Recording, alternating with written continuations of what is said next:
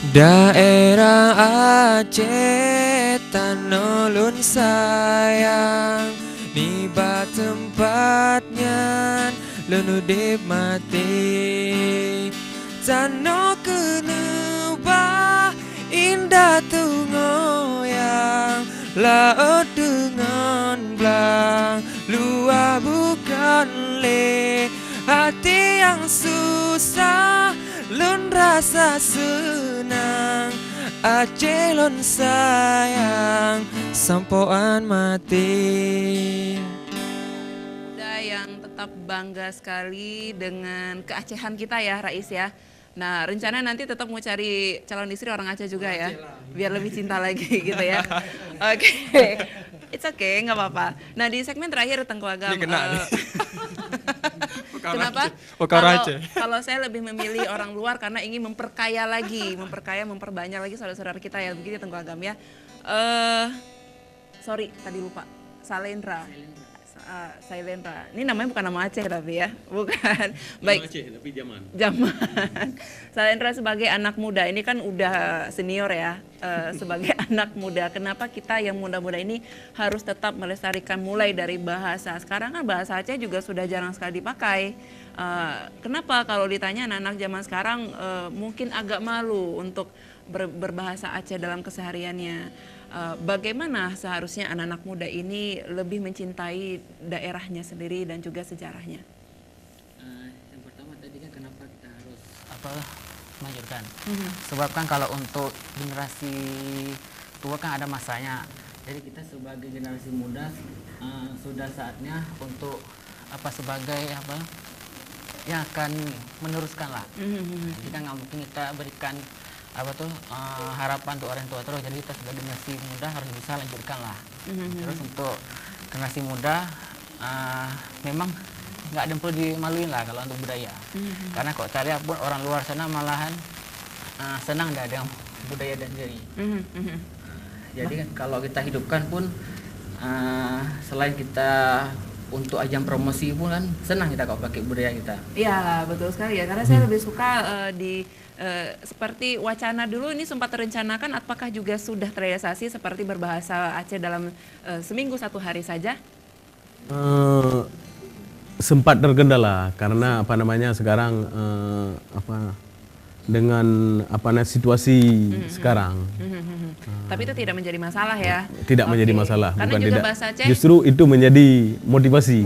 Tantangan juga. Jadi kalau untuk kita anak muda bahasa Aceh, jangan malu untuk berbahasa Aceh ya, walaupun masih terkendala apakah yang juga dari kecilnya diajari bahasa Indonesia, ini tidak menutup kemungkinan dia akan mau belajar bahasa Aceh kembali ya. Baik, nah terakhir Bang Muammar, silahkan, ada nggak sih pesan-pesan ke anak-anak muda sekarang untuk lebih mencintai sejarah Aceh? Saya pikir kita wajib mencintai sejarah Aceh, budaya Aceh, baju Aceh, bahasa Aceh. Sebab kalau kita katakan sekarang di Bali, di tempat lain, tiap satu minggu ada memakai baju adat Aceh, baju adat Bali dengan berbicara bahasa Bali atau bahasa daerah. Nah, kalau di Aceh saya kira sudah terlambat nampaknya untuk kita memulai itu, tapi belum terlambat untuk memulai dari awal agar anak-anak sekolah tidak malu berpakaian Aceh, tidak malu berbahasa Aceh, bangga dengan identitas. Jangan lupa sejarah Aceh juga sejarah besar yang diakui dunia, memiliki hubungan dengan Turki, hubungan dengan Ladasi Cupak, juga berjuang untuk kemerdekaan Indonesia sebagai daerah modal. Jadi banggalah dengan Aceh, banggalah dengan nenek moyang kita sendiri. Wis, keren. Tengku terakhir, jika ini kita berangan-angan saja nih, jika Anda dilahirkan kembali, ingin Anda yang seperti apa untuk Aceh? Ya, kalau saya berangan-angan itu menjadi orang yang bisa merubah bagaimana membangun Aceh kembali seperti masa-masa kejayaan yang dulu. Miris nggak sih sekarang tergerus oleh zaman kebudayaan Aceh kita? Kita karena diliputi oleh beberapa kali konflik. Jadi kalau di daerah lain pun apa namanya akan terjadi kayak di Palestina, di negara yang lain. Mereka juga tidak memikirkan budaya kalau sudah hal dengan seperti sama dengan ini. Ya. Jadi wajar saja kalau Aceh sekarang jadinya begini. Ya, kita udah diliputi beberapa kali konflik. Ya, sekarang waktunya karena era sudah damai. Nah, sekarang anak-anak muda kita ajak. Bahasa Aceh Bang, ayo Bang. Jino anak muda, urung tuha yang jiat ke apa namanya motivasi, anak muda menjadi motor ya, sebagai penggerak. Oke, baik, terima kasih banyak. Sukses terus untuk Pesabah ya. Insyaallah. Terima kasih yang raya. Bahasa Aceh Sabah, Beluah Raya. Oh, ya. Saya harus les lagi bahasa Aceh rupanya ya, tapi nggak masalah ya. Yang penting saya mau belajar begitu ya. Oke, terima kasih banyak untuk Tengku Agam, Bang Muhammad Muammar ya, Muammar Al-Farisi. Panglima, Panglima Pesabah dan juga Sailendra. Ya, terima kasih. Mudah-mudahan anak muda bisa diajak, teman-temannya bisa diajak untuk bergabung ke Pesabah. Oke? Insyaallah. Ya, terima kasih banyak. Itulah dia Pesabah ya pemirsa. Dan sebentar lagi juga saya akan mengundang teman-teman saya dari komunitas yang lainnya untuk bergabung di Aceh Jino, dan kita juga akan berbicara banyak hal yang pastinya. Tapi boleh dong dinyanyiin satu lagu ya, satu lagu sedikit saja. Lagu apa nih? Apa aja sih yang menggambarkan suasana hati ya? Ayo dong. Ya, saya serahkan ke Rai, silahkan. Oh, ini lagu Aceh lagi ya? Ah, boleh. Lagu itu kesukaan saya. Lagu apa? Rindu. Oh, Rindu.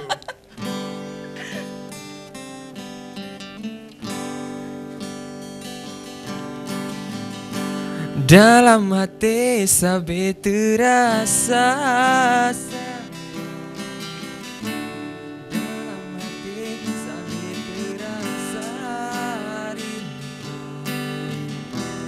Lagu syahdu lendendangkan, oh, ubat rindu kegata dinda. Hati lelupi panimbon siju dalam jantung rihun kegata. Oh sampai pacan kesayang rindu nyolon pendam di dalam dada. Ada nasayup kalon terbang bagata oh sayang minta penawar. Jadi mulai dari lagu-lagu Aceh juga ini kita salah satu cara ya. Karena juga lagu-lagu Aceh sekarang udah luas sekali, dari bahasanya, dari musikalnya sendiri dan segala macam. Yang pastinya ini bukan jiplakan dari lagu-lagu yang lain ya. Ya pasti. Oke, terima kasih banyak Rais. Hari ini tugas kamu sudah selesai. Udah selesai ya? Kenapa? Karena saya pengen nantangin satu orang untuk menggantikan posisi Rais untuk menyanyikan lagu di Aceh Jino. Khusus hari ini spesial loh, jangan kemana-mana ya. Ayo, go. Aku kenalan dulu. Yuk, Reza, silakan masuk.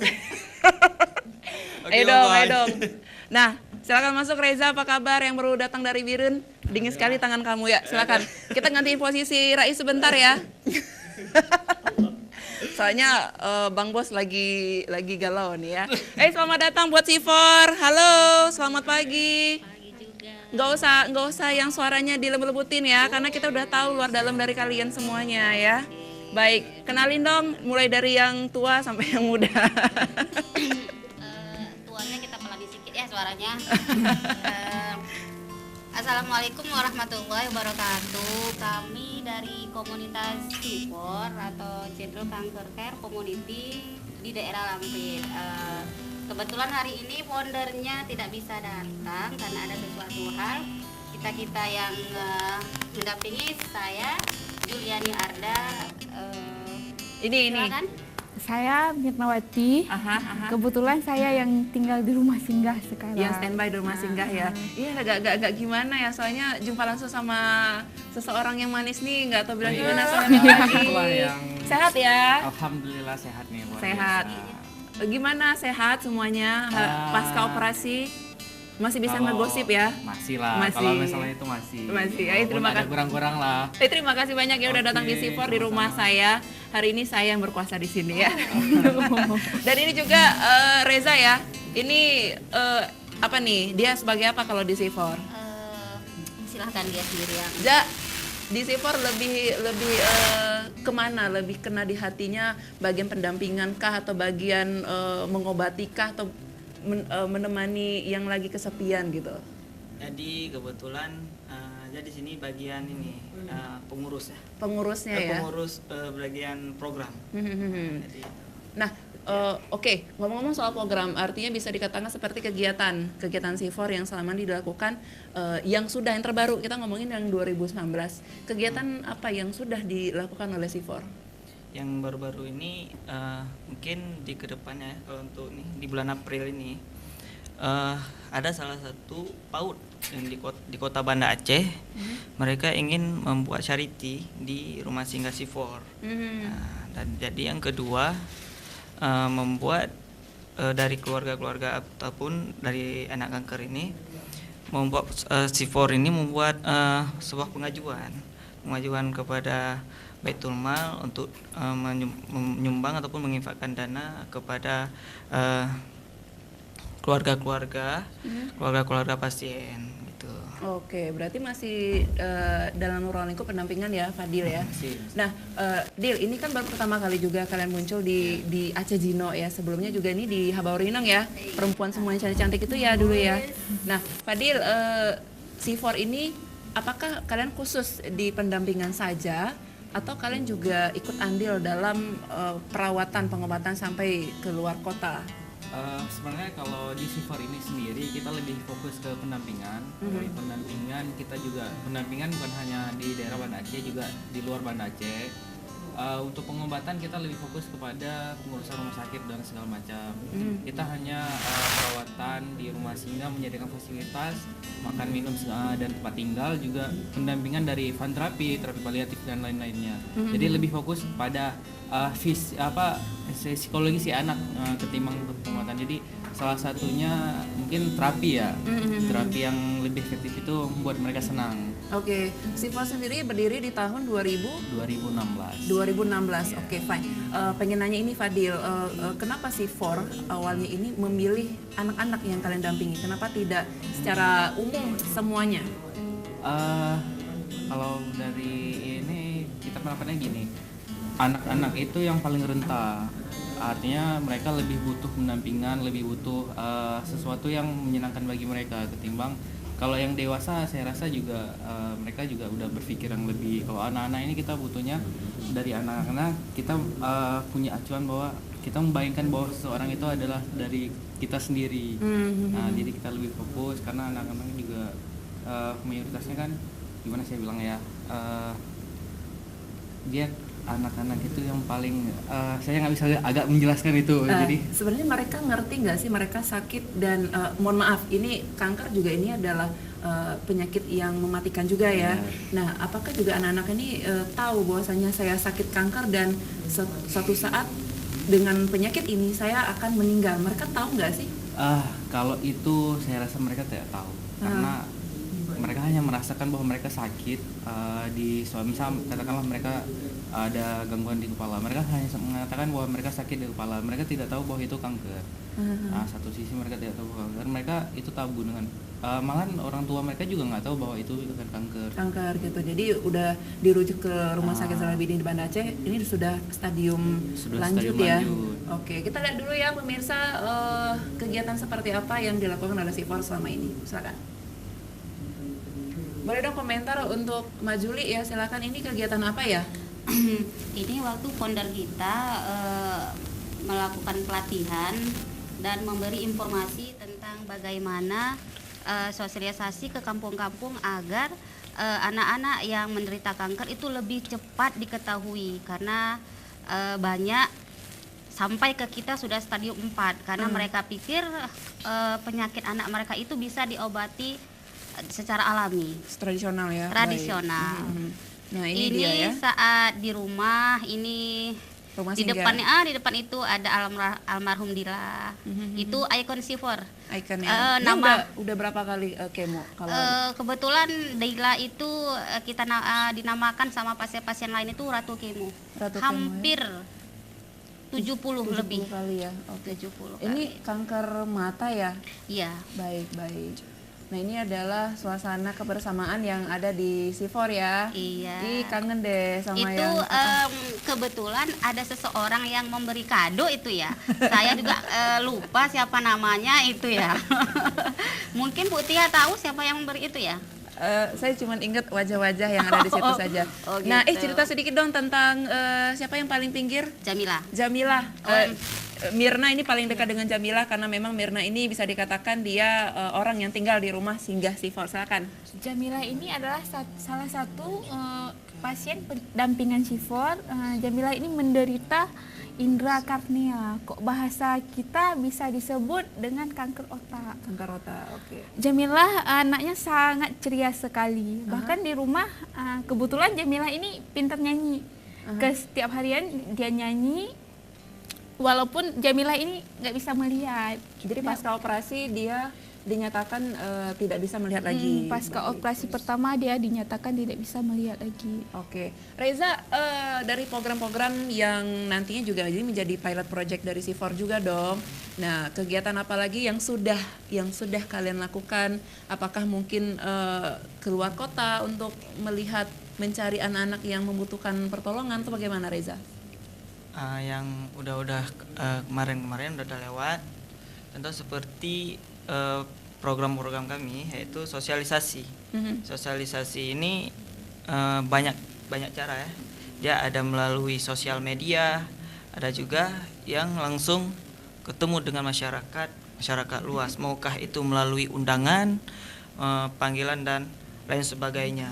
Contoh seperti undangan seperti kami menghadiri acara Car Free Day ya, CFD. Jadi di sini di Car Free Day ini adalah kesempatan kami untuk bersosialisasi kepada masyarakat umum, memberikan informasi terhadap bahaya kanker, makanan-makanan yang akan menyebabkan kanker kayak gitu. Jadi ini juga kesempatan untuk kami. Dan juga dari program yang jangka pendek kalau kita bilang, ini yang jangka pendek ini kan dia setiap hari pasti ada, itu melalui sosial media.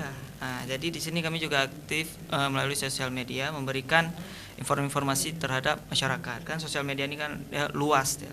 Jadi gitu. Oke, Fadil, tahu nggak sih kenapa yang paling rentan terkena penyakit kanker itu dari anak-anak? Apa yang salah? Kalau anak-anak kan juga gimana? Anak-anak itu dia nggak bisa membedakan makanan yang sehat sama makanan yang nggak sehat. Juga dari orang tuanya juga memberikan makanan seperti memang jajanan itu yang paling mudah loh. Jajanan sebenarnya kalau dari kita sendiri itu memang ada sel-sel yang seperti itu. Cuman pemicunya aja belum ada. Jadi ketika mereka makan makanan yang memicu itu akan muncul sedikit. Jadi seperti jajanan yang seribuan kemudian mie instan gitu ya. Semacam seperti itu. Jadi terlalu banyak pengawetnya segala macam itu akan memicu suatu penyakit yang memang seperti kanker kita bilang. Jadi karena anak-anak ini lebih suka jajanan, jadi lebih banyak anak-anak sekarang. Dan juga dari faktor lainnya juga. Dan orang juga kurang edukasi tentang pentingnya makan makanan yang sehat. Baik. Nah, kita juga melihat bahwasanya C4 ini banyak ya menerima anak-anak dari luar daerah ya. Dan mohon maaf seperti pendidikan dari ataupun tingkat ekonominya juga di bawah. Iya begitu ya Mbak Julia. Oke, ini kan berbicara tentang donatur dong. Karena nggak mungkin berdiri sendiri. Oh iya. Ya begitu ya. Apakah juga mungkin bisa disebutkan donatur yang selama ini membantu C4 ini dari mana saja? Oh ya. Donatur untuk yayasan kami ini C4 itu dari berbagai pihak. Kami tidak menutup siapapun yang ingin bersedekah, memberi sebagian dari rezekinya, itu siapapun boleh. Cuman kami setiap bulan ada dari Malaysia. Untuk sembako selama sebulan dari Malaysia itu kita tidak bisa sebut nama ya karena tidak boleh disebut katanya. Itu spesial untuk sembako 1 bulan. setiap bulan. Jadi rutin ya mereka Rutin. mengirimkan bantuan satu Ini bulan. sudah ada beberapa bulan ya. Ini yang paling terbaru ini ada donatur yang tidak bisa kita sebutkan namanya, membangun 3 kamar. Wow, renovasi. Renovasi. Ekstra. Isi Isi kamarnya ya. Isi Wow. kamar. Tapi di sini saya terima kasih kepada donatur yang tidak bisa kita sebut ya namanya ya. Aha. Yang lain ya ada dari pemerintah tapi secara pribadi, bukan atas nama, secara pribadi. Siapa saja boleh, siapa saja silahkan mampir ke rumah singgah kami. Oke, baiklah pemirsa, kita akan segera kembali ya, tetap di Aceh Jino.